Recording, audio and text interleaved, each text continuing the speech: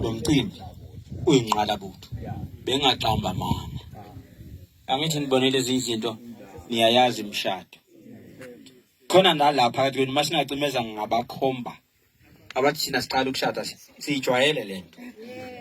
Umshado wakhe wesi4 wayethethisa umkhwenyana ubhayisiste kuyaqala ukushada yena. Yinkinga yakho. But bayaqala ukubona unje umshado. I-message esuka kubanikazi uma lokazana noma angakashiswa ilanga kakhulu kuzokusuka i-make-offs.